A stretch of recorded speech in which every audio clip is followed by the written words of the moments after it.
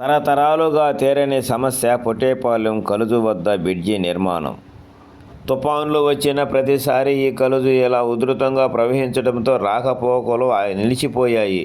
దీంతో Nellore rural MLA Kotamreddy Sridhar Reddy ఆదేశాల మేరకు శ్రీ వేదగిరి లక్ష్మీ నరసింహస్వామి దేవస్థానం చైర్మన్ ఇందుపూరు అచ్యుతరెడ్డి చొరవతో కలుజు ముందు తాత్కాలిక రోడ్డు నిర్మాణం చేపట్టారు. ఈ రోడ్డు ముంతా తుఫాను ప్రభావంతో రోడ్డు కోతకు గురి కావడంతో రాకపోకలు నిలిపివేశారు.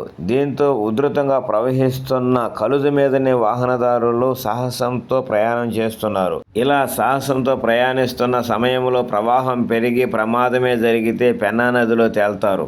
ఇంతటి ప్రమాదాన్ని సృష్టించే ఈ ప్రాంతంలో బ్రిడ్జి కోసము నెల్లూరు రూరల్ ఎమ్మెల్యే కోటమిరెడ్డి శ్రీధర్ రెడ్డి అనేక సార్లు ప్రయత్నం చేసినప్పటికీ సిపిఎం పార్టీ ఆధ్వర్యంలో నిరసనలు తెలియజేసిన ప్రభుత్వం నిమ్మకు నీరెత్తినట్లు వ్యవహరిస్తుంది. చేతులు కాలేక ఆకులు పట్టుకోవడం కన్నా ప్రమాదాలు జరగకముందే ఈ ప్రాంతంలో బ్రిడ్జిని ఏర్పాటు చేసి ప్రజలకు అంకితం చేస్తే ప్రమాదాలను అరికట్టవచ్చని ప్రజలు చెబుతూ ఉన్నారు.